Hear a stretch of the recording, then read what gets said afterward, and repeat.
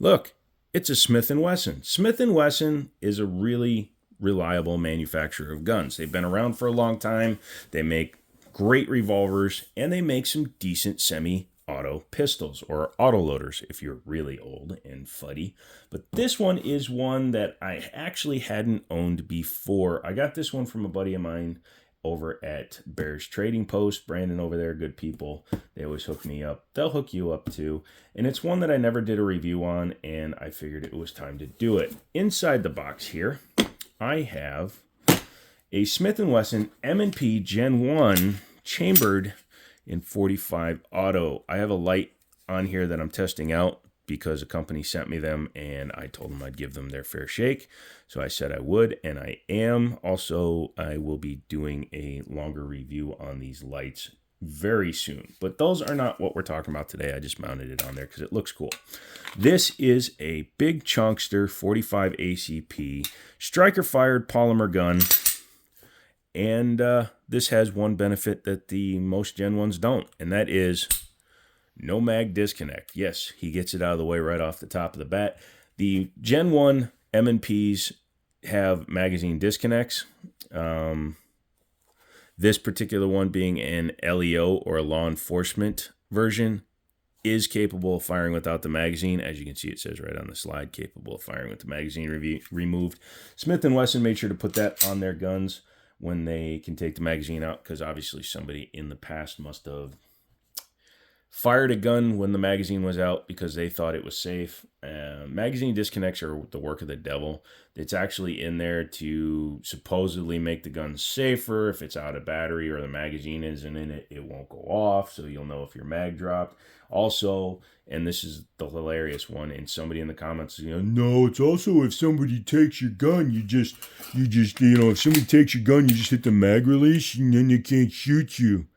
Dude, if you're in a fight for your life and somebody's got your gun, you got a lot bigger problems, and your brain ain't working enough to drop your mag on your gun. I've actually seen more videos of dudes accidentally dropping the mags when they get into a shootout out of their gun, and that's also a dangerous scenario. So, I've seen cop videos where dudes are sitting there and they're just right, and they're getting into it, and they're pushing so hard because they're panicking, or they're teacupping, or they're holding their gun wrong, or they're doing this. But I've seen many, many videos where they've accidentally dropped their mag out of their service weapon. And when you do that on a gun that has a mag disconnect, guess what? You're screwed, because it's going to take you a minute to go, oh shit, my mag fell out, grab another one, rack it, tap it, all that stuff, and get back into the fight. Just don't have them, that's what I say. So this is the box you typically get with a M&P. You get the cutout, you get the... This one came with 2 magazines. I don't know if they all come with 2. I think some of them come with 3. You also get your extra back straps. I have the straightest, smallest one on it right now. I prefer that grip angle. I do like the extended beaver tail. However, the swell is bigger than I care for on this, but I will be showing you how to change those because it's super easy. This is a Gen 1. It is an ambidextrous, ambidextrous slide lock. Slide release takedown is only single-sided. This gun is available with safeties, but as you can see, this particular one does not have them, but it does have the provisions on the frame should you have a gunsmith add it to it. Magazine release is easily reversible. It's probably one of the easiest ones on the market, and we'll show you that when we take it apart.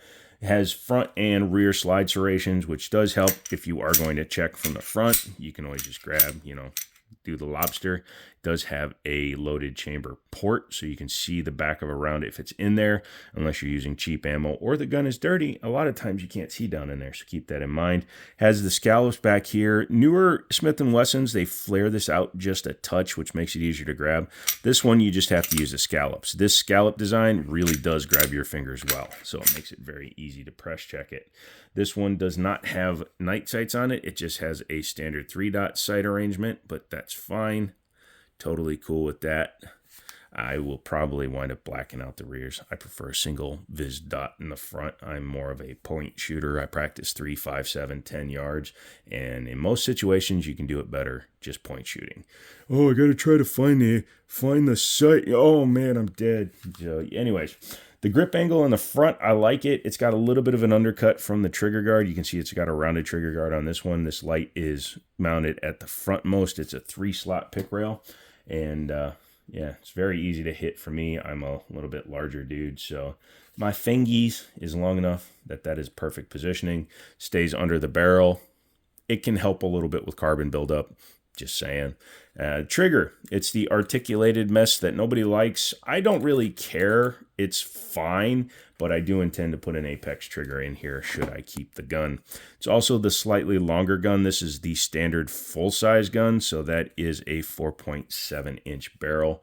It is available also in a 4.2-inch barrel, and I believe they do a compact.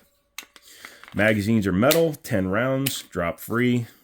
10 round capacity, that's not very much. I'm not sure if that was just because of when the mags were made. It does have a hole down there, so I wonder if it's stopping the thing from going down anymore. You would think it would be 12 or 14 rounds. I do know that Gen 2 mags work in the gun, and I believe the Gen 2s hold 14 rounds.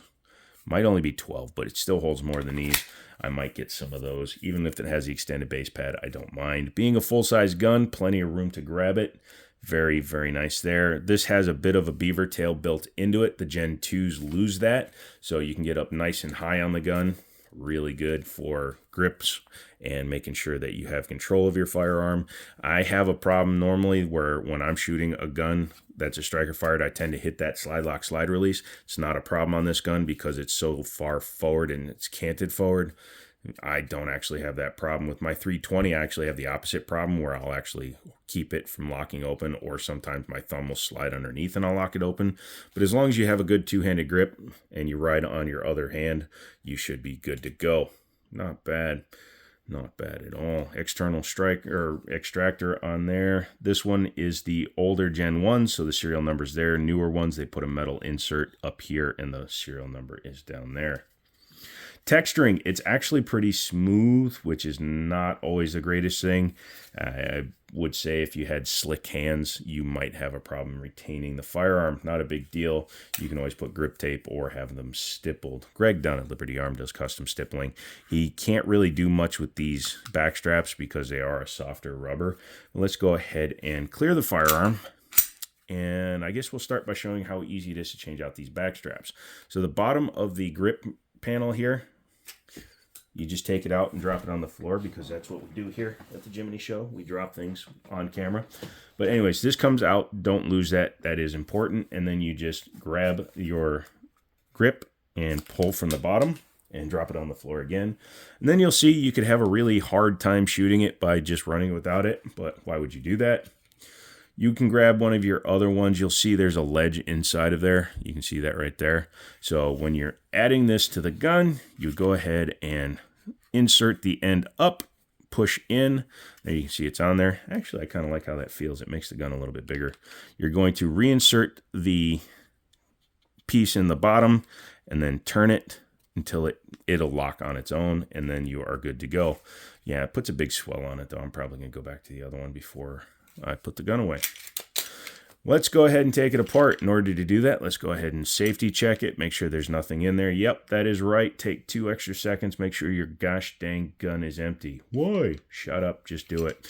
Just like a lot of modern guns, it has a 90-degree takedown lever. So you just put it in the down position. Some of them go up on some guns, but not this one. This one is like that. The M&P 22 is actually pulled out and up. It's really ridiculous. But this one, you just do that. It is a striker-fired gun, so go ahead and pull your trigger. Make sure that the takedown stays down, and you can just pull it apart. That was me. It was not the gun. Sorry.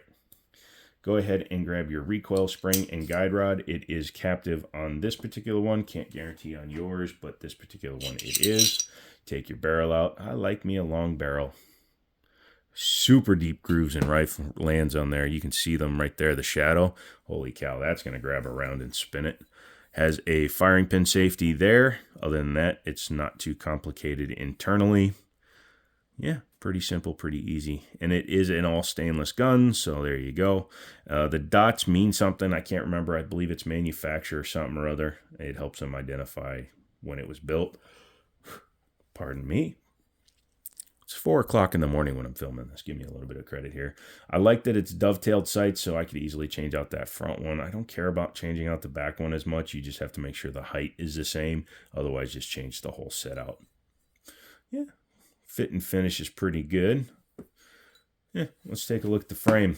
Frame is very light, obviously, since it's polymer, and it's a Gen 1, so it doesn't have the metal inserts. Gen 2s, this is all one giant piece of metal that's embedded into the polymer.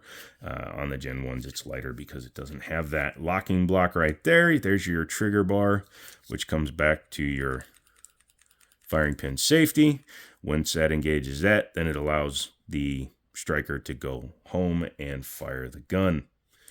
Very basic, very simple. This is a Leo gun, law enforcement. It was a trade-in. I'm not sure of the round count. It was my buddy's shop gun.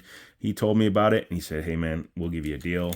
And I was like, okay, sure, yeah, why not? I like deals. Thank you so much. And then I bought it. I probably wasn't that soft when I was talking about it. Sorry, I really don't like this grip. And, yeah, I went ahead and did the deal. Put that back on there. And like I said, you can see how easy it is, too, to customize these guys.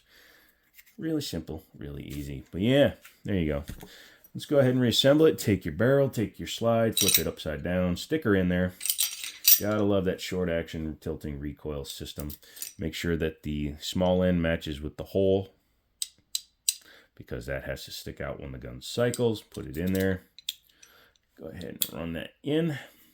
There you go. Make sure the spring is horizontal. If it is in any way not straight, it is not going to line up when you reassemble the gun. Go ahead and put it back on there. Go ahead and make sure that you miss like the firing pin safety, things like that. Looks like it's on there. Go ahead and run it back. Lock the slide back, just like a SIG or many other modern handguns.